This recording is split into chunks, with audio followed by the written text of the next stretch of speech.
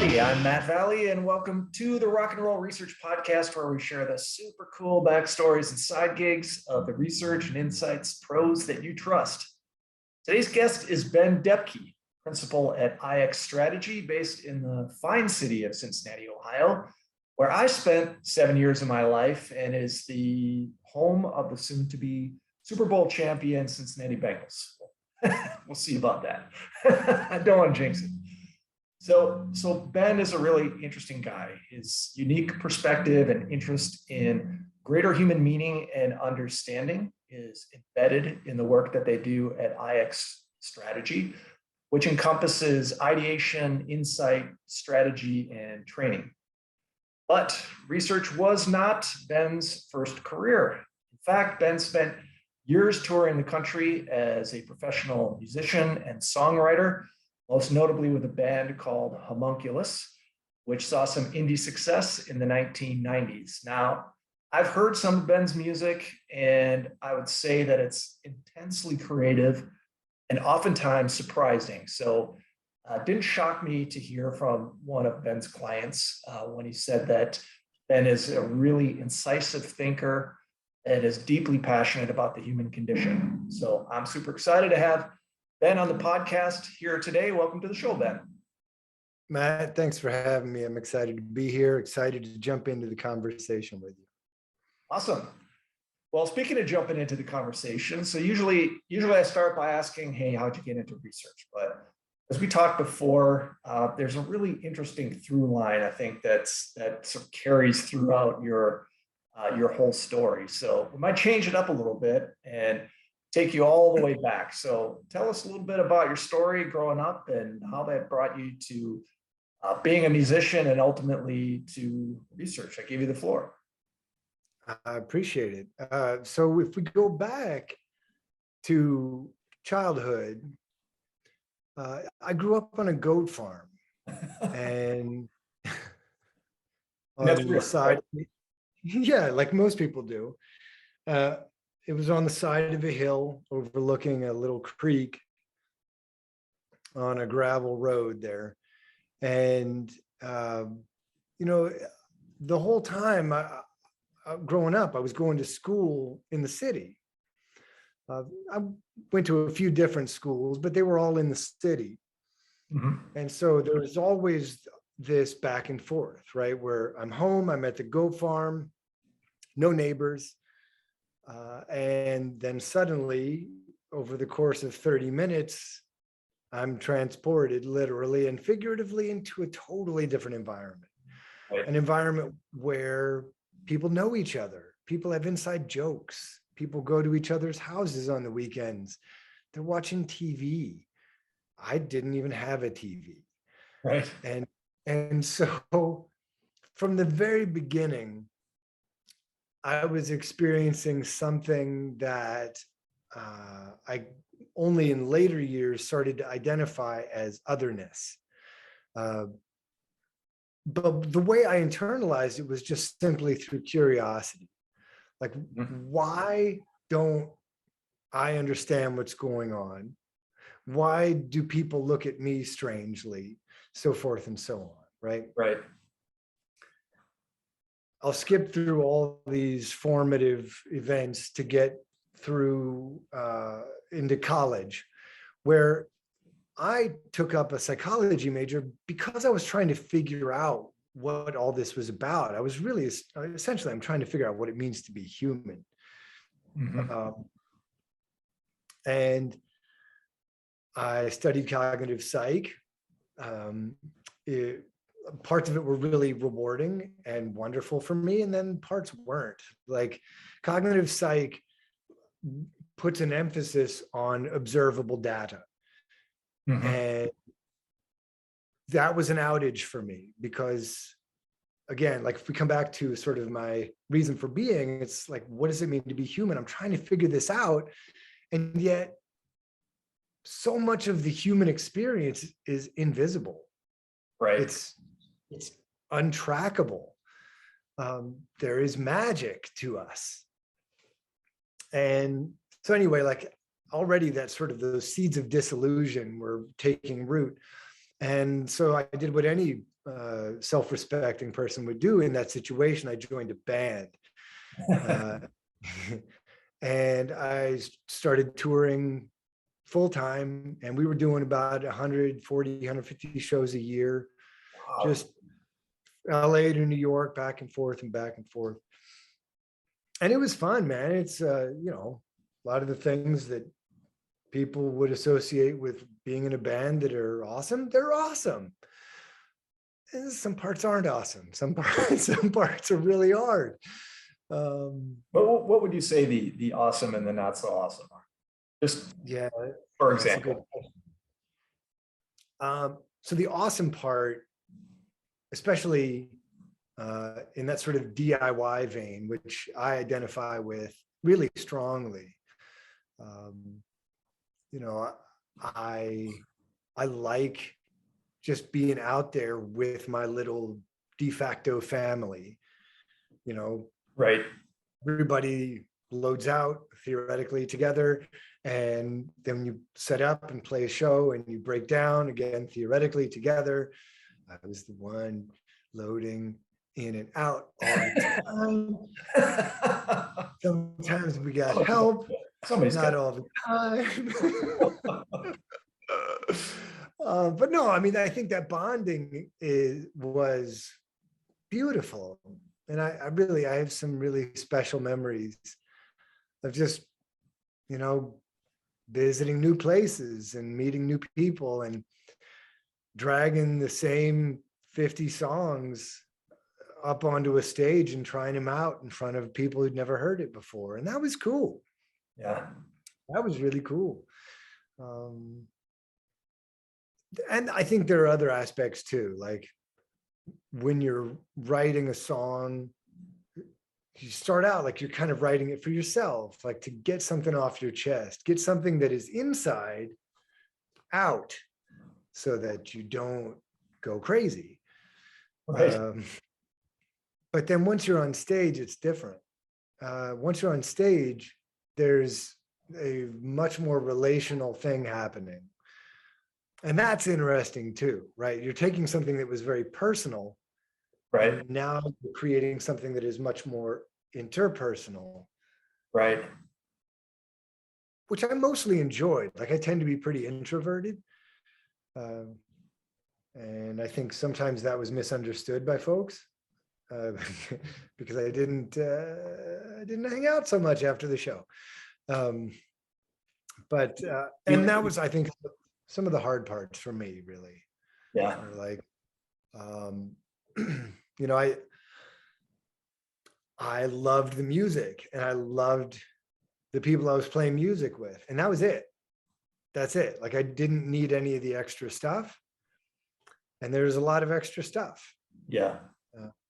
And that's, I think that was hard for me.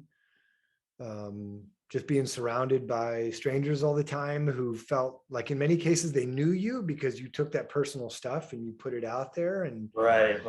Yeah. They have some line of sight into who you are and what you're about. Yeah. That's uncomfortable. Yeah. That's interesting. Yeah. And then, if you're, I think, we were not making a ton of money, and boring stuff like health insurance, like I wasn't insured. Yeah. So, when stuff happens, and stuff always happens when you're in a band, like it's expensive to get hurt. Yeah. And you can find out like firsthand, like it's expensive to be poor, which is another subject. But through a lot of that, like those formative years became ultimately the bedrock for my turn into research. Okay. Yeah. I mean, couldn't do it forever, pretty soon, like that touring schedule and that financial situation, it takes its toll. Yeah.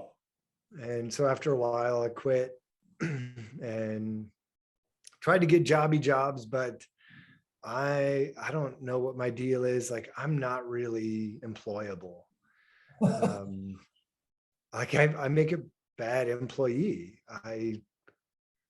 I want to know more about things. Like a lot of things Right. all the time. And that makes me not good at just sort of following instructions. Right. Right. You know, What made you choose? So when you decided to sunset your career, put it on the shelf, what made you turn to research? yeah, I didn't. Um, a friend of a friend got me involved with uh, uh, AC Nielsen Bases, quantitative sales forecasting. Right. And man, I met some really special people through that job, but I was terrible at it. You know, I shouldn't have got the job in the first place, but one of my favorite periods of literature is the Harlem Renaissance. And as it turned out, the president of client service, it's also his favorite period of literature. So we instantly clicked talking about Hart Crane and Langston Hughes. And that doesn't really have anything to do with quantitative sales forecasting. Although like, I think he was hoping that like somehow I could help tell the story and the numbers or something. Yeah, so I got fired for being terrible. I met somebody afterward who was a fan of the band, and they were like, well, "Yeah, of course you got fired. You know, quantitative sales forecasting, you're too creative for that, band guy." And so they said, "Well, you should, you know, go be an account executive," which I tried to do at an agency here in town called Barefoot, now part of BBDO. Mm-hmm. And they said, you know, we need you to keep track of time and money and make the client happy. I said, this is not going to work out. I don't care about any of those things. I'm not going to be able to do that. Least of all, making a client happy. Like a client's happiness is their business. All I can do is reflect meaning back into your life. Like, I can't make you happy. Go read some Viktor Frankl, right? Come on. Anyway, so I got fired for being terrible there. This is right. It's a lot of getting fired and like things not working out, which again like feeds into the bedrock of I think where I am today. Friend of a friend of a friend was like, oh, you know, don't give up hope and just become a jaded piano teacher, which is what I was becoming. They said, Awfully, you know, there's an awfully good one. An awfully good one to watch. Well, depends on the student, I suppose. I found this company called Seek, and they brought me on. I think I was employee number 7, and I was just so nervous that I was going to get fired again. That, you know, long story short, and I didn't know that this is what it was called at the time, but I started designing my research, right? Maniacally designing my research, because I figured if I'm very, very detailed in my research plan and I show it to them and they're like, yeah, we won't fire you for doing that, then I'll just do that and then I won't get fired. Like fail safe plan. That was my motivation for designing research. I didn't get fired. I got better. Yeah. And I started to see what works just through small little research design decisions. Right. And early on, I like it was coming at me in waves, right? People share more when they trust you. And so a lot of the training and what was passing for like base knowledge in the qualitative realm, which is like a good qualitative researcher isn't biased, you know, so you should like don't react too much to when people share things with you. And we would practice with each other, like trying to remain stoic while another person said something surprising. Dude, that's the opposite. I'm sorry. Like if you're going to establish trust, you have to respond. Right. Right. And honestly, Matt, it's a lot like being on stage. Um, if the audience is giving you something different Mhm. than what you were putting out, you can either continue to try to ram something down their throat, Yeah. or you can respond to what they're giving you and create a sort of circuitry that's going to draw more out of them, which ultimately is what we were trying to do in a show context, but 100% transferable to research. Yeah. Like, I, like you tell me a story, I need to be able to show you that, oh my God, like that's awesome, or that's surprising, Yeah. or even like, I don't believe you. Like some of that back and forth, some of that playfulness just shows that you are paying deep attention and that you actually care. Yeah. So little things like that started to pile up. And yeah, I got to a point where, and we can get to this later, but I realized we were learning far more about people than they knew they were divulging, Hmm. which became an ethical consideration for me. Okay. And so at some point you're like, how much of this am I going to transmit to my client? And if I do transmit it to my client, am I willing to hold my client accountable to this person's pain point and to continue to advocate and represent and push the client into corrective behavioral adaptations? And I was, but I felt like a lot of the people around me at the time were not. And so I just became more and more zealous until I finally I think I just stepped off the cliff. And for the last 5 years, I've been running my own thing. Yeah, that's really interesting. So you developed some sense of responsibility to the participants that were providing insight.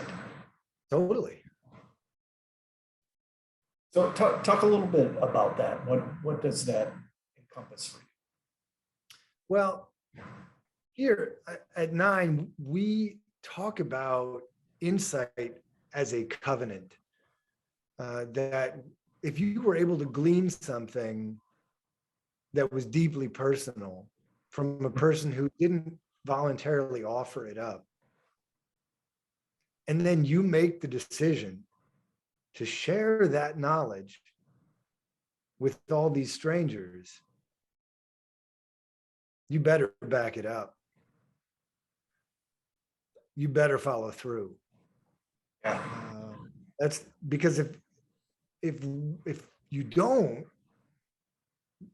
to me, it registers as exploitation, like full stop. It perpetuates what unfortunately I think is very common, especially in the marketing world, which is this pattern of empty promises, the sort of the vibration of substance rather than the substance itself.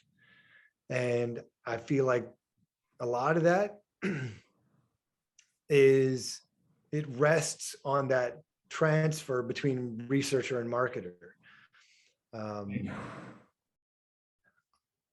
I feel like if you're going to promise to somebody that by using your detergent, you are going to break through all the numbness and BS and self-defeatism of your devolving role as a parent, follow through. Yeah. Don't just give us the feeling. That's disingenuous. And let's come back to that word, unethical. Like, again, like I know the podcast that we are recording right now references rock and roll. I mean, there's a parallel. Like, why were you doing this? Why'd you get into this? Why are you wasting your life tricking people into buying shit they don't need? Yeah. That's not right. And so, like, I had that same ethos when I was playing music. Like, how real can we make this? How substantial can we make this? How raw, how honest can we make this? I'm probably even more that way now. Yeah. And so I chafe, frankly, when I see most of the crap that's flying around out there right now. It bothers me. Yeah, really, really interesting perspective. So rather than just take the tenets of what research is all about, and I mean, you started out by following the rules, but then you Yeah, could see the opportunities to break them and where you should break them, or you even are obligated to break them. So totally. very interesting. So with that perspective, let me ask you this. So if you think about the future, it can be near and future of research. What does that look like, or maybe what should that look like? I am going to give you what I think is a really unsexy response, and I apologize in advance. I imagine you might have guests come on here and talk about AR and VR and all this NFT crypto situation and meta. Dude, Big data. Yep. I'm All of that. sorry. Maybe all of that goes somewhere. My guess is unless we clean up our situation physically in the meat world, it's not going anywhere good. I find that most technological approaches to insight are avoidant and escapist, new for the sake of new for the sake of I'm bored and, oh, well, we could try this, rather than staring down the demon. And now again, like that sounds pretty rock. But that's the deal, man. Look, you cannot run from your body. Your consciousness, your very personhood is embedded in your body. And you can project that out into the digital world. You can create these disembodied avatars, but they're still injected with your instinct that now is detached from your body. That's dangerous. That's really dangerous. Like, it only amplifies the disconnection that most humans already experience and have experienced for the last 20,000 years. Yeah. Frankly, I would say the optimistic future of insight is probably a return to indigenous wisdom. It is a return to our bodies and our ability to look inward and to honor each other and honor each other's existence in a respectful and reverent way. Like, insight is supposed to be seeing in. Yeah. And unfortunately, man, I would say as an industry, there's a propensity to do anything but. Interesting. Really interesting perspective on that. And I know you're a very well-read individual. So I'm curious to know, as you think about, I mean, this is a podcast. Curious to know what sources you turn to. Doesn't have to be a podcast or a blog like that. Authors that you appreciate. Where do you turn to for insight, wisdom, inspiration? Well, I gotta say that what Gladwell has done with the Pushkin media group is incredible. Like Broken Records or Broken Record, I don't remember what's his name, the producer from Rick Rubin. That podcast is awesome. So is the what is it called? Hold on, it's like Into the Void or something, In Between Worlds or something. What is it? Just a second, I'll tell you. Into the Zone. Oh my gosh. so good. Like it really explores these themes that are very central to my work, which are about liminality, right? This sort of in-between region as you examine opposites, like continuing to find new opposites that will once again put you back into that fluid, ambiguous space, which is necessary for deeper relationship, which is necessary for richer creativity. There's a whole podcast dedicated to it. That's awesome. What else? So non-podcast stuff. I mean, obviously like books.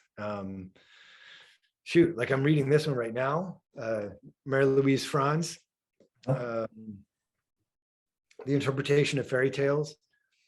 I think if you're not reading fairy tales, you're blowing it. You absolutely have to be reading fairy tales. If you want to understand more about the hidden layers of the human condition, it's in fairy tales, which is a very Jungian observation, but I have no shame in that. Also, I would say on a more topical or sociocultural level, check out, it's called Radical Help by Hilary Cottam. And she talks a lot about relationship, deep relationship being the foremost and most effective agent for creating social change. There is a very, it's too small for you to see, but there's a quote over on my wall by Jill Soloway, who wrote the series Transparent. And she says, when you change the way people feel about something, you are changing the culture. And that's very much built into the way Hilary Cottam and her Radical Help book talks about, like, look, you cannot rely on the system to change things, whether that's government policy or whether that's like best in class marketing practices. Like, sorry, work the relationship, understand the depth, like put yourself out into that space, let yourself be affected. The change that comes out of those interactions, if you are aware of it, if you're conscious of it, if you're intentional about those changes, that's how you affect the system. So anyway, that Radical Help book is fantastic. Yeah, and so that and like a bunch of folk tales and fairy tales and mythology, like that, a steady diet of all that. Okay, cool. I want to interject one last question, just kind of getting back to research. Sure. I know that you're really sort of on a search for truth and really getting beyond the superficial when you're doing research with participants. I'm interested to know what some of the methodologies or tools are that you use to get closer to truth.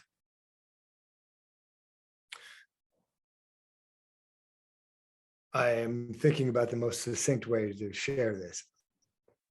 Firstly, I would say most of my clients don't actually know who they're targeting. They have a segmentation. It's usually garbage. Most of them don't really have a design target. And if they do, it exists as what they would call a persona, which is a cartoon of a person. And the definitions tend to be fairly static. Where for me, like if you're going to do good research, you have to begin with the correct assumptions. An assumption being that persona is Latin for mask. And persona is something that anybody, any of the 10 billion folks on this planet can pick up and put on. Anybody. So don't point to a person and tell me that she is, quote unquote, an indulger, right? Don't point to some person and say that, oh, you know, they're the whatever, like the soccer mom. Come on, come on with that. I find it is so reductive It is so anti-human. Right. Like, we have to have those tough conversations right up front. And so instead, what we do is we try to peel back the stories that the brand has been living from its origin. We try to understand its primal myth. It's one of the reasons that, we talk about what we do as brand mythology. And so we look at those stories, we find the patterns, and we build a recruit off of those patterns. So when we talk about psychographics, I am talking about archetypal patterns. And that means there's a universality to them, which therefore means you can trust it. If it's not universal, you can't trust it. Right. Right? Right. So we have to start from that layer of depth. Then you can add on other things that are more demographic. You can add on things that are related to category attitudes and whatnot. So it's about getting that design target and maybe its valence is correct. And so that's the first thing when you talk about method. And that's an important part. Like, where are you going to dig? You better find the right artery before you spend the next 2 months, 3 months going deep, right? Yeah. But from a method standpoint, I would say we've evolved quite a bit. Industry standard when they're talking about ethnography is go park your ass on a couch for an hour and a half. That's not ethnography. That's an IDI that you decided to do on their couch. And more recently, like in the past couple of years, now it's an IDI that you do like this. Right. And they would call that, right. And they might call it digital ethnography, or maybe like, if they're saying digital ethnography, maybe it's because this person has a GoPro on their head. Yeah.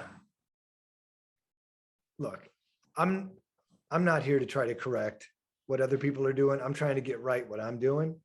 Ethnography for me requires get your damn body in the space and do everything you possibly can to access an emic perspective. You have to be able to get to that point where the voices from the inside of that community, where the lived experience is speaking for itself. You have to be able to get to that point. So for us, that means drastically smaller base sizes. Drastically. Okay. Don't come at me with a 30, 40 participant request, because we're not going to do it. Right. Unless we're talking about 7 or 8 different segments. Okay. Right. We want much smaller base sizes. We want much longer exposure times. And we also want to break those exposures into multiple touch points. Some of those will be digital, like remote, like what we're doing now, but a lot of those are going to be in person, or my favorite, when you are moving between sites, right? I'm going to go with you to your kid's school to drop off the lunch that they forgot at home. Moving with a person from one space to the next, those transition moments. Oh, from a method standpoint, we actively seek those out. Okay. And then the other thing is, like, we discourage on-site note taking because we're trying to form a personal connection. Right. And it's a little dweeby to sit there while you're talking and I'm clipboarding it, Right. So what we try to do instead is like a voice memo. Right. And you can take some pictures, and I think sometimes that's really cool, especially if you hand the camera to the participant and ask them to take pictures. That can be very, like, just a much more genuine perspective. And then when there is writing, it's after the exposure, immediately after the exposure. So rather than the nervous twittering that happens when a research team piles back into the research car, we don't allow talking for 20, 30 minutes. You independently reflect, and then you can start sharing. But first, get real about where you are and what you experienced and what was activated in you. Yeah. And then you can start externalizing everything. So that's really, really smart. It seems like a small point, but your real experience can get lost very quickly in a conversation. Totally. Yeah. Matt, I experienced that on stage. Like it's like I referenced before. You write this song and it's deeply personal, and then once you share it, it's like it still has that personal residue, but now it's got all this other stuff on it, which Right. is kind of exciting and fun and beautiful. But it's not just yours anymore, Yeah. right? Yeah, yeah. I could talk this all day and would love to have a follow-up conversation on some of these Yeah, topics. for sure. But we gotta wrap it up sometime. And so it is the Rock and Roll Research Podcast, right? And I don't want to. I want to be honest about that, and I want to represent the podcast correctly. So we've gotten to the most important question, the hardest one to answer, of course. So you're stranded on a desert island, Ben, and I'm really interested to know. Having heard your music, I'm just really interested to know your answers. But you're stranded on a desert island. You've got 3 records at your disposal. Your choice to keep you company for the rest of your days. What are they?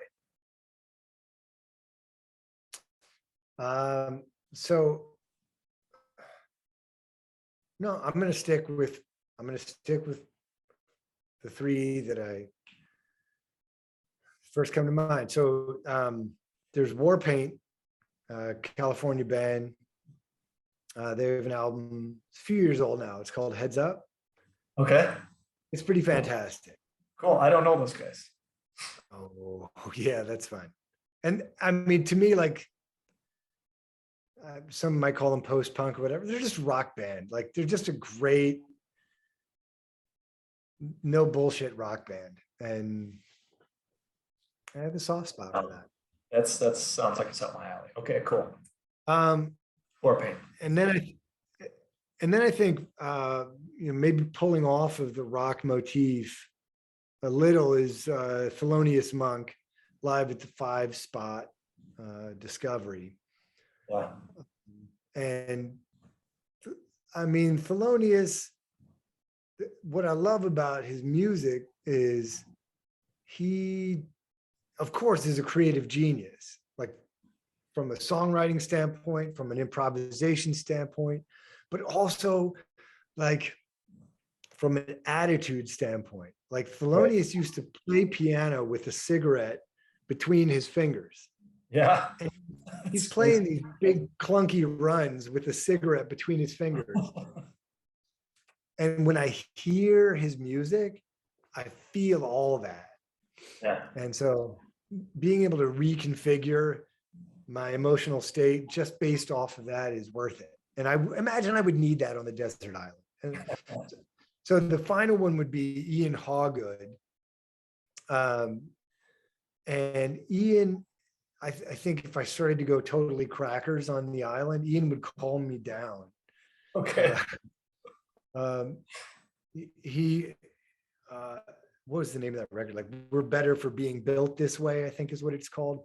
Okay. And there's a blend of electronic and acoustic instruments in there, but it's pretty transcendent. And I really think I would need that if I were stranded. Like, those first couple years on the island would be dope, but I'd start to miss people after a little while. All right. Very interesting choices. Very cool. Hey, Ben, I really appreciate it. Glad we had a chance to meet. I love your story. There's so much more to dig into, but I really appreciate you sharing your story with us today on the podcast. Thanks so much, Ben. Let's talk soon and rock and roll. Right on. All right.